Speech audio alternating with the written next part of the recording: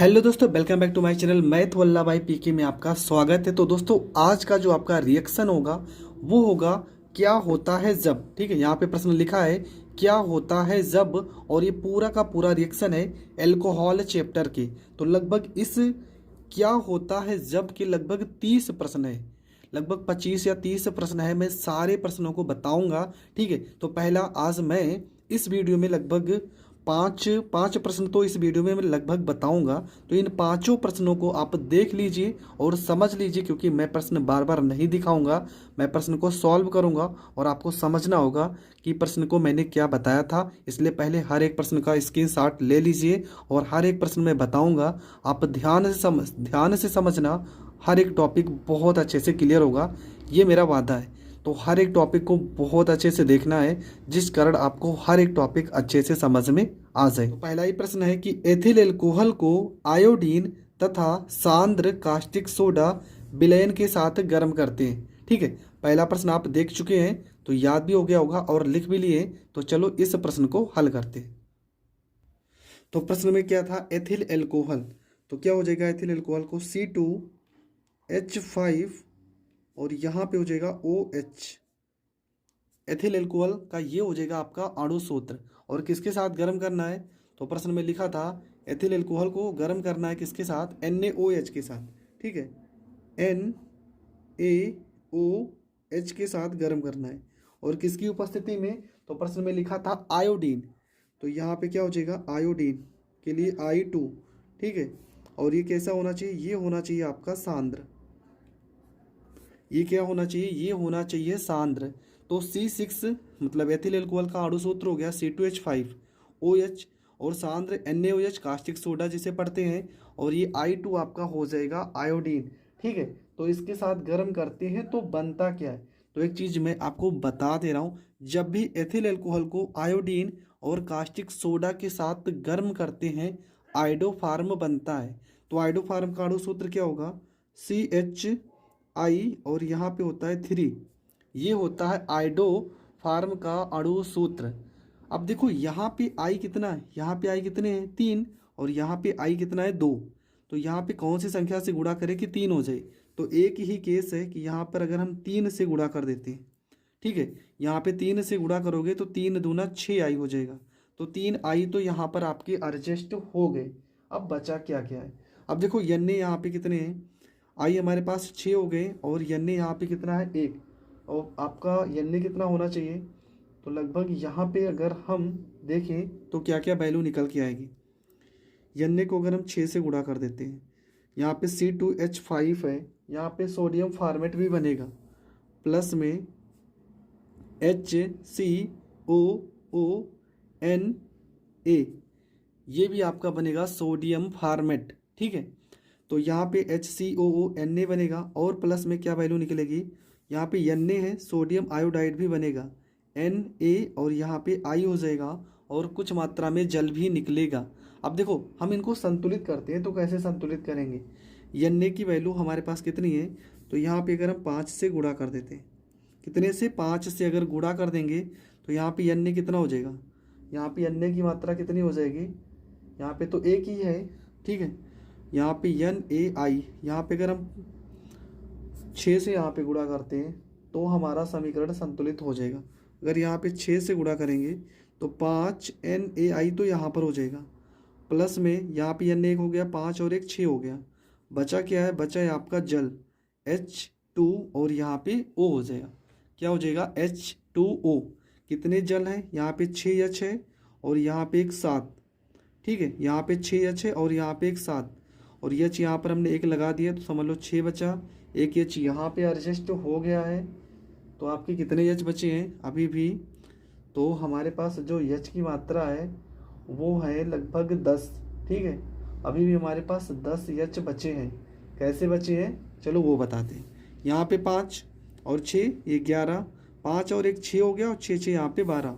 अगर यहाँ पे 5 से हम गुणा करते हैं, 5 दूना 10 हो गया, एक ये 11 और ये एक 12 हो गया।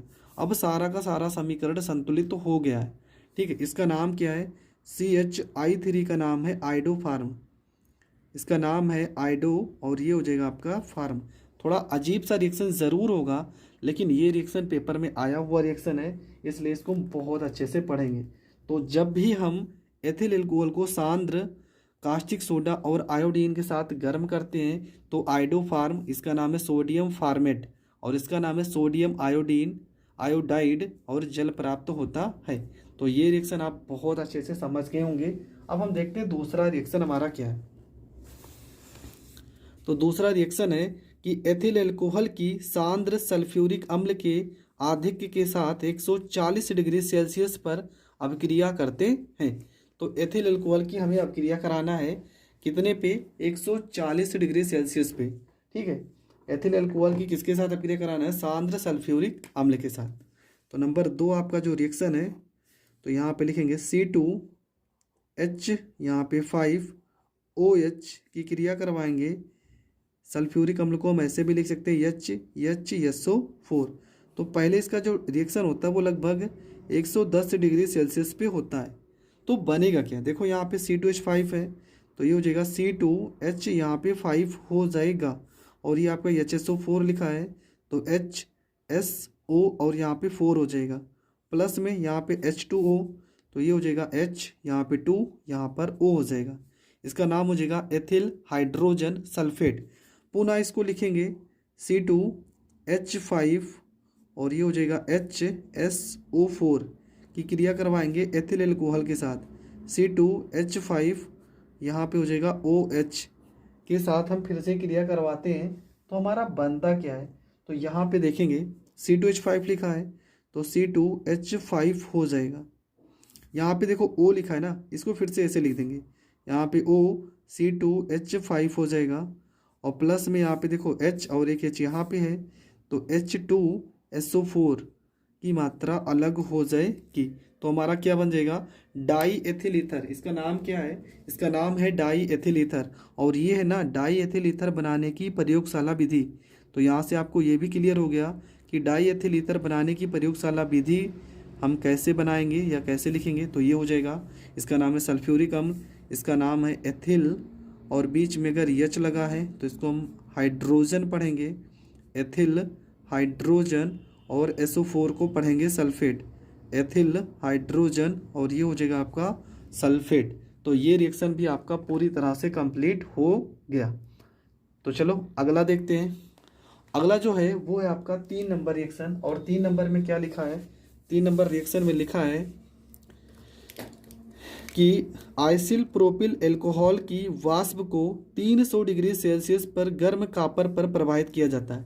आइसोप्रोपिल एल्कोहल, ठीक है, क्या लिखा है यहाँ पे, लिखा है आइसोप्रोपिल एल्कोहल की वाष्प को 300 डिग्री सेल्सियस पर गर्म किया जाता है, तब क्या बनेगा। तो चलो लिखते हैं यहाँ पे आइसोप्रोपिल एल्कोहल। पहली बात तो होता क्या है ये समझते हैं। तो इसको हम लिखेंगे आइसिल प्रोपिल एल्कोहल। नंबर 3 आपका जो रिएक्शन है ये होता है आपका CH3, ठीक है, इसको हम ऐसे भी लिख सकते हैं। CH3 के 2 अणु रहेंगे, CH3 और CH3, और क्या होता है CHOH, CHOH, ठीक है। कितना टेम्परेचर रहना चाहिए, 300 डिग्री सेल्सियस पर कॉपर की उपस्थिति में आपको गर्म करना है। तो होता क्या है, देखो इस रिएक्शन को जब भी हम आइसोप्रोपिल एल्कोहल को गर्म करते हैं कॉपर की उपस्थिति में, तो हमारा एसीटोन प्राप्त होता है। क्या प्राप्त होता है, एसीटोन। इसका अणुसूत्र होता है CH3COCH3, ये होता है एसीटोन का अणुसूत्र। किसका फार्मूला है, तो ये है एसीटोन का अणुसूत्र हो जाएगा। इसका क्या नाम है, आइसोप्रोपिल एल्कोहल, आइसोप्रोपिल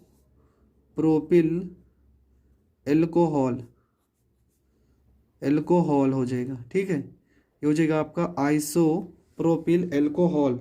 और क्या बचा है, अभी देखो कुछ मात्रा में कुछ चीज़ें तो बची है। यहाँ पे H देखो कितने थे, 2 H है ना, तो प्लस में यहाँ पे हो जाएगा H2, और हाइड्रोजन गैस क्या होगी, हाइड्रोजन गैस मुक्त होगी, ये भी आपको पता होना चाहिए। तो इस रिएक्शन में क्या होगा, आइसोप्रोपिल को जब भी हम 300 डिग्री सेल्सियस के तापमान पर कॉपर की उपस्थिति में गर्म करेंगे तो एसीटोन के साथ साथ हाइड्रोजन गैस मुक्त होगा। अगला रिएक्शन है आपका चौथा नंबर रिएक्शन। क्या लिखा है, तो लिखा है इसमें कि मेथिल एमीन की नाइट्रस अम्ल से अभिक्रिया कराते हैं, मेथिल एमीन है कि नाइट्रस अम्ल से अभिक्रिया कराते हैं। और अगला है एथिल अल्कोहल को ब्लीचिंग पाउडर व जल के साथ गर्म करते हैं। तो दोनों रिएक्शन आप एक साथ देख लीजिए और दोनों को हम एक साथ ही पढ़ेंगे, ठीक है। मेथिल एमीन है कि किसकी के साथ क्रिया करवानी है, तो मेथिल एमीन की क्रिया करवाएंगे नाइट्रस अम्ल के साथ। तो आपका चौथा रिएक्शन है, मेथिल का अणु सूत्र होता है CH3 और एमीन के लिए हम लिखते हैं NH2, ठीक है। मेथिल का अणु सूत्र होता है CH3 और एमीन के लिए लिखेंगे NH2 और इसके साथ किसकी क्रिया करवा रहे हैं, नाइट्रस अम्ल। क्या होता है अणु सूत्र, HNO2, ये होता है नाइट्रस अम्ल का अणु सूत्र। तो इस रिएक्शन में आपका होता क्या है, देखो बहुत ही सरल तरीके से हम यहाँ पर क्या बनाएंगे, यहाँ पे आपका बन जाएगा, हम मेरे हिसाब से तो एथिल अल्कोहल ही बनना चाहिए। यहाँ पे C की मात्रा एक ही है तो यहाँ पे C2 हो जाएगा और ये आपका निकल के आएगा। चलो देखते हैं पहले होता क्या है, यहाँ पे क्या क्या बन सकता है। यहाँ पे CH3 है तो ये हो जाएगा CH3 हो जाएगा, यहाँ पे O है और यहाँ पे H, ये हो जाएगा आपका OH हो जाएगा, ठीक है। पहली बात तो आपका क्या बन जाएगा, आपका बन जाएगा मेथिल अल्कोहल। और क्या क्या बचा है, CH3 हो गया, यहाँ पर O2 थे तो एक O हो गया, एक ही H हो गया। अभी H2 बचा है और एक O बचा है तो H2O हो जाएगा। प्लस में N कितनी बार लिखा है, 2 बार, तो ये नाइट्रोजन गैस मुक्त हो जाएगी। तो ये रिएक्शन तो बहुत ही सिंपल था, ठीक है। लगा था तो थोड़ा कठिन होगा पर सिंपल तरीके से हो गया। क्या था इसमें कि मेथिल एमीन को, ठीक है, इसका नाम क्या है, तो इसका नाम है मेथिल एमीन। CH3 को हम क्या पढ़ेंगे, इसका नाम हो जाएगा मेथिल और NH2 को पढ़ेंगे एमीन। जब मेथिल एमीन को इसका नाम है नाइट्रस अम्ल, ठीक है। हर एक नाम प्रश्न में लिखा रहता है तो आपको सोचने का ज़रूरत ही नहीं है। नाइट्रस अम्ल के साथ गर्म करेंगे तो CH3 को हम पढ़ते हैं मेथिल और OH को पढ़ते हैं अल्कोहल, तो ये बन जाएगा आपका मेथिल अल्कोहल। और N2 तो आपका हो जाएगा नाइट्रोजन गैस होती है मुक्त। तो ये हो गया आपका चौथा रिएक्शन। अगला जो रिएक्शन है वो है पांचवा रिएक्शन। उसमें क्या पढ़े थे आप कि एथिल अल्कोहल को ब्लीचिंग पाउडर व जल के साथ गर्म करते हैं। तो किसको, एथिल अल्कोहल को, ठीक है, ब्लीचिंग पाउडर और जल के साथ गर्म करते हैं तब क्या होता है। तो देखो ये रिएक्शन भले ही आपको पढ़ने में, पहले हम रिएक्शन को दिखा दे रहे हैं आपको, फिर से देख लीजिए। लिखा है कि एथिल अल्कोहल को ब्लीचिंग पाउडर व जल के साथ गर्म करते हैं। या तो ये प्रश्न इस तरह से आ सकता है कि एथिल अल्कोहल को विरंजक चूर्ण के साथ गर्म किया जाता है। आपको पता है ब्लीचिंग पाउडर इंग्लिश में बोलते हैं और विरंजक चूर्ण उसका हिंदी में नाम हो जाएगा। तो दोनों प्रश्न का मतलब एक ही है, लेकिन प्रश्न कैसे करना है सबसे बड़ी चीज़ यही है। तो प्रश्न को हम एक एक लाइन समझा रहे हैं और ये प्रश्न मैंने बहुत बार बताया है, एक बार नहीं, 2 बार नहीं, कम से कम 6-7 बार ये प्रश्न बताया है। और हर बार मैंने कहा है कि ये प्रश्न इम्पॉर्टेंट है और पेपर में बहुत बार ये प्रश्न आया हुआ भी है। तो चलो शुरू करते। तो प्रश्न नंबर है आपका 5। अगर आपने अभी तक वीडियो को सब्सक्राइब नहीं किया है तो प्लीज़ चैनल को सब्सक्राइब कर लीजिए और बेल आइकन तो ज़रूर प्रेस कर लेना, जिस कारण आपको हर एक वीडियो का नोटिफिकेशन सबसे पहले मिल सके, ठीक है। तो चलो शुरू करते हैं। तो यहाँ पे क्या लिखा था विरंजक चूर्ण को, ठीक है। विरंजक चूर्ण को हमें पहले एथिल अल्कोहल के साथ क्रिया करानी। तो विरंजक चूर्ण का फार्मूला होता है CaOCl2 को पहले हम जल के साथ क्रिया करवाते हैं H2O। तो होगा क्या, यहाँ पे हो जाएगा Ca, यहाँ पे O देखो 2 बार लिखा है और H भी 2 बार लिखा है तो OH का होल ट्वाइस हो जाएगा। प्लस में यहाँ पे क्लोरीन गैस Cl2 अलग हो जाएगा। इसके बाद क्या लिखेंगे, हम लिखेंगे एथिल अल्कोहल C2H5OH की क्रिया करवाएंगे किसके साथ, Cl2 के साथ। तो होता क्या है, देखो यहाँ पे बनेगा आपका, यहाँ पे बन जाएगा आपका एस्टेल्डिहाइड बनता है, ठीक है, एस्टेल्डिहाइड बनता है और उसका नाम क्या हो जाएगा CH3CHO। प्लस में देखो C यहाँ पे कितने हैं, 1 2 था ना, तो एक C यहाँ पर, एक C यहाँ पे, H 5 और 1 6 हैं तो 3 1 4 हो गए, 3 और 1 4 हो गया। और यहाँ पे H 2 बचे, Cl भी 2 बचे हैं तो प्लस में हो जाएगा 2HCl, इसका नाम क्या है, इसका नाम है एस्टेल्डिहाइड,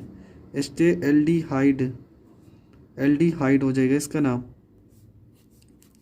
अब इसके बाद क्या करेंगे, CH3CHO को फिर से लिखेंगे, ठीक है, CH3CHO को हम फिर से लिखेंगे, तो यहाँ पे हो जाएगा CH3CHO की क्रिया करवाएंगे किसके साथ, Cl2 के साथ, और Cl2 के कितने अणु होने चाहिए, 3, क्यों, क्योंकि यहाँ पर बनेगा क्लोरल CCl3CHO, CCl3, और ये हो जाएगा आपका CHO। बचा क्या है आपका, यहाँ पे 3 दूना 6Cl थे ना, 3H यहाँ बचा है, 3Cl तो यहाँ लग गया, 3HCl अलग हो जाएगा, ये क्या हो गया, CCl3CHO हो गया। आगे क्या करेंगे, अब यहाँ पे इसी को, ठीक है, इस क्लोरल को, इसका क्या नाम है, इसका नाम हो जाएगा क्लोरल, ये हो जाएगा आपका क्लोरल।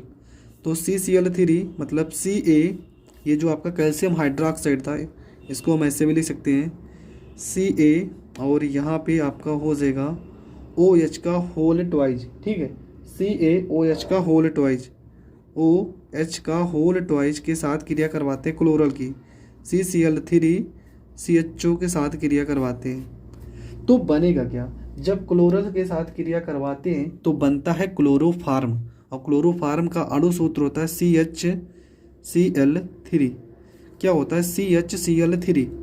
और क्या क्या अलग हो गया, यहाँ पे क्लोरोफार्म के साथ साथ आपका बनेगा sodium format, calcium format HCOO, और इसका यहाँ पे होल ट्वाइज, और यहाँ पे होता है Ca, ये बन जाएगा आपका कैल्शियम फार्मेट, ठीक है। अब देखो यहाँ पे समीकरण को संतुलित करते हैं, समीकरण तो संतुलित है नहीं, तो समीकरण को संतुलित कैसे किया जाएगा, यहाँ पे Cl कितने हैं, 3, यहाँ पे 3 है, यहाँ पे HCOO, देखो H यहाँ पे मतलब CHO, अगर देखा जाए CH यहाँ पे है ना, CH यहाँ हो गया, हम यहाँ पे अगर 2 से गुणा कर देते हैं, तो देखो CH यहाँ पे 2 है, तो यहाँ पे CH 2 हो गया, ठीक है। अब Cl3 यहाँ पे कितने हो गए, यहाँ पे 3 हो गए ना, और 3 हो गए, तो यहाँ पे अगर 2 से गुणा करेंगे तभी तो बराबर होगा, 2 3 6, 2 3 6, CH यहाँ पे 2 हो गया, देखो यहाँ पे C कितना है, 2, तो यहाँ पे C, यहाँ पे C, O यहाँ पे कितने हो गए, 2, यहाँ पे 2 हो गए, यहाँ पर भी तो 2 थे, तो ये आपका समीकरण अब संतुलित हो गया, कैल्शियम था, कैल्शियम हो गया। इसका नाम क्या है, इसका नाम है क्लोरोफार्म, इसका नाम है आपका क्लोरोफार्म, और इसका नाम है कैल्शियम फार्मेट, क्या नाम है इसका, कैल्शियम फार्मेट नाम है, इसका नाम हो जाएगा आपका कैल्शियम फार्मेट।